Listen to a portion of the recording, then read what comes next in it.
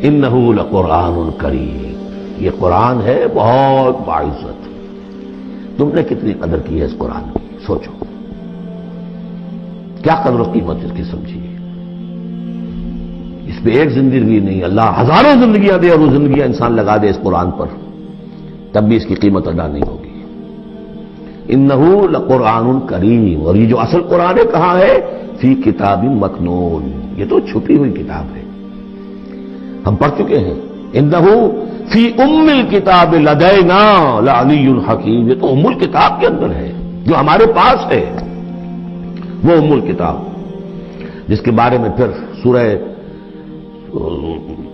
بروج میں آپ دیکھیں گے بل ہوا قرآن مجید فی لوح محفوظ، وہ لوح محفوظ میں۔ یہاں فرمایا فی کتاب مکنون لا یمسہ الا المطہرون، اسے چھوتے ہی نہیں، چھو ہی نہیں سکتے مگر بہت پاک، بالکل پاک مخلوق ہے، فرشتے۔ کلا انہا تذکرہ فی صحف مکرمۃ مرفوعۃ مطہرۃ بایدی سفرۃ کرام بررہ، یہ تو ان فرشتوں کے ہاتھوں میں ہے، وہ فرشتے اسے چھوتے ہیں اس کتاب کو، یہ جو کرام بررہ فی صحف مکرمۃ، بڑے ہی باعزت صحیفوں میں ہے وہ، فی صحف مکرمۃ مرفوعۃ مطہرۃ ایدی سفرۃ، ان لکھنے والوں کے ہاتھ میں ہے وہ، کرام بررہ، جو کرام ہے بڑے باعزت ان فرشتوں کا۔ تو لا یمسہ الا المطہرون۔ ویسے اس آیت سے ایک حکم نکالا فقہا نے کہ قرآن کو چھوا نہ جائے ناپاکی کی حالت میں، اگر ناپاکی بڑی ہے، جنابت ہے، پھر تو چھونا کیا، پڑھنے کی بھی اجازت نہیں، زبان سے اپنے حافظے سے بھی پڑھنے کی اجازت نہیں۔ لیکن اگر چھوٹی نجاست ہے تو آپ زبانی پڑھ سکتے ہیں، یعنی جس میں وضو کی حاجت ہوتی ہے، لیکن چھونے کے لیے وضو ضروری ہے۔ لیکن یہ اصل میں اس آیت کا جو سمجھے ایک ضمنی مضمون ہے، فقہا نے یہ نکال لیا مسئلہ، لیکن اس کا ایک اور مفہوم جو ہے بہت اہم ہے۔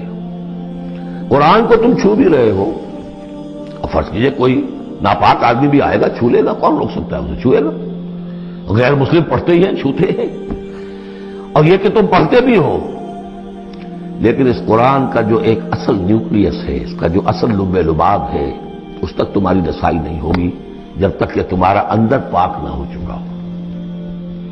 یہ باطن کی پاکی، قرآن کے اصل علم اور فہم اور اس کی اصل ہدایت کو حاصل کرنے کے لیے شرط لازم، اس کا مرکز جو ہے تیرے وجود کے مرکز سے دور رہتا ہے۔ فرشتہ اگرچہ جان نکالتا ہے لیکن تیرے وجود کے مرکز سے دور رہتا ہے۔ قرآن کا بھی ایک وجود کا مرکز ہے، اسی لیے کہا ہے سورہ حدید میں پڑھیں گے ہم، هو الاول والآخر والظاہر والباطن، اس کا ایک ظاہر ہے، الفاظ ہیں، اس کی آپ نے نحوی اور صرف کی بحث کر لی، مطلب یہ ہے روایات پڑھ لی، اس کی ایک روح باطنی ہے، اس تک رسائی نہیں ہو سکتی الا المطہرون، اس کو چھو بھی نہیں سکتے وہ لوگ مگر وہ لوگ کہ جو پاک ہو چکے۔ اسی لیے نوٹ کیجئے، کیونکہ وہ مضمون اب آ چکا ہے، ایک مرتبہ اور آگے آئے گا سورہ جمعہ میں، 3 مرتبہ آ چکا ہے۔ حضرت ابراہیم اور حضرت اسماعیل نے جب دعا کی تھی ربنا وبعث رسولا منہم یتلو علیہم آیاتک ویعلمہم الکتاب والحکمۃ ویزکیہم، تعلیم کتاب و حکمت کو پہلے رکھا تھا، تزکیہ کو آخر میں رکھا تھا، لیکن اللہ تعالیٰ کی طرف سے 2 مرتبہ ہم پڑھ چکے ہیں، ترتیب اللہ نے بدل دی۔ کما ارسلنا فیکم رسولا منکم یتلو علیکم آیاتنا ویزکیکم ویعلمکم الکتاب والحکمہ، تزکیہ پہلے، تعلیم کتاب و حکمت بعد میں۔ پھر سورہ آل عمران میں آیا لقد من اللہ علی المؤمنین اذ بعث فیہم رسولا من انفسہم یتلو علیہم آیاتہ ویزکیہم ویعلمہم الکتاب والحکمہ۔ تیسری مرتبہ پھر یہ آیت آئے گی سورہ جمعہ میں، هو الذی بعث فی الامیین رسولا منہم یتلو علیہم آیاتہ ویزکیہم ویعلمہم الکتاب والحکمہ۔ پہلے پاک کرو اندر سے، پھر اس کتاب کو سمجھو گے، ورنہ ہو سکتا ہے تفسیر لکھ دو لیکن تمہارا باطن اس سے جگمگائے گا نہیں، تمہاری اپنے اندر اس کا نور نہیں آئے گا۔ تفسیر لکھ دو، ہیں لکھنے والے، وہ تو غیر مسلموں نے ایسی ایسی تفسیریں لکھ دی، اس کے جو ہے ترجمے کیے ہیں پورے قرآن کے، اور بڑے بڑے اچھی عربی انہوں نے بڑی، یوں سمجھیے کہ اس پر پوری طرح بہارت اور اس کا کنٹرول حاصل کر کے پھر کیے، ایسے نہیں کیے. لیکن یہ کہ قرآن کی روح، اس کے لیے تزکیہ باطن ضروری ہے، پہلے تزکیہ. اسی لیے وہ آیتیں بھی ذہن میں لے آئیے سورہ یونس کی، یا ایھا الناس قد جاءتکم موعظۃ من ربکم وشفاء لما فی الصدور وہدی ورحمۃ للمؤمنین.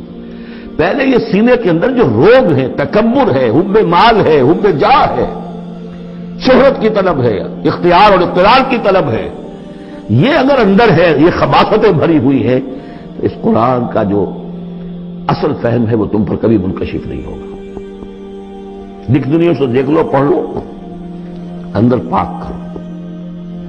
فرمایا فلا اقسم بمواقع النجوم وانه لقسم لو تعلمون عظیم انه لقرآن کریم فی کتاب مکنون لا یمسہ الا المطہرون تنزیل من رب العالمین. اس کا اتارا جانا ہے رب العالمین کی جانب سے. اور اس کے بعد ہے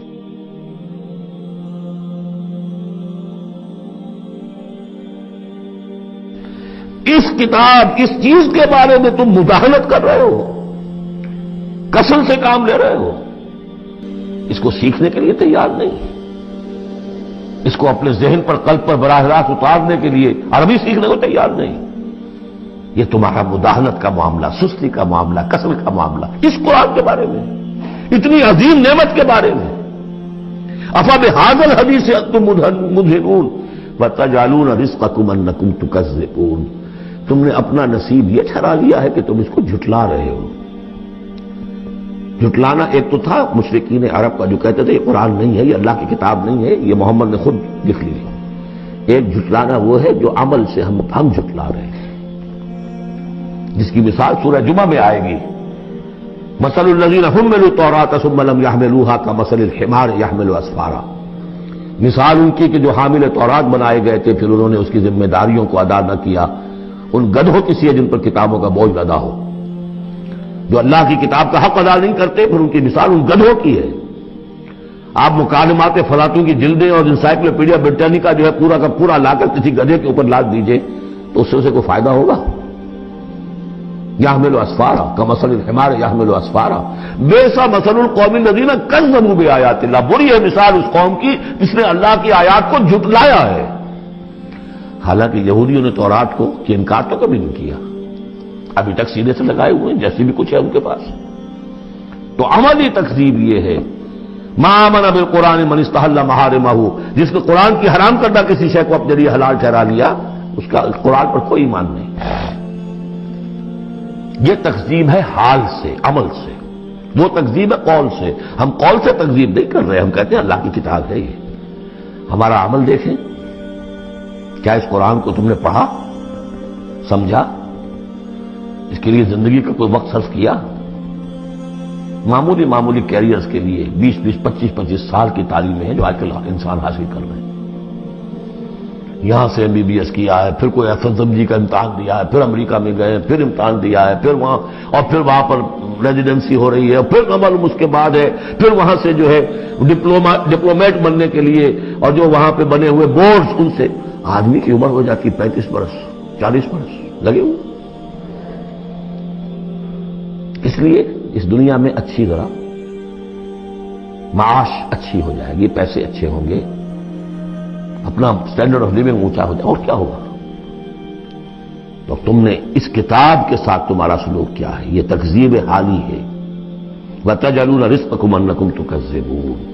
وہاں مثبت انداز آیا تھا، الرحمن علم القرآن خلق الانسان علمہ البیان. اس میں مضمر کیا بات تھی؟ اپنی ساری صلاحیت، ذہانت ہے تو صرف کرو اسے سمجھنے پر، اور اگر اللہ تعالیٰ نے کوئی طلاقت لسانی دی ہے تو صرف کرو اسے بیان کرنے پر. یہ اس کا مطلب ہے. اور یہاں جو یہ نہیں کرتے ان کے اوپر یہ گرفت ہے. افبہذا الحدیث انتم مدہنون وتجعلون رزقکم انکم تکذبون.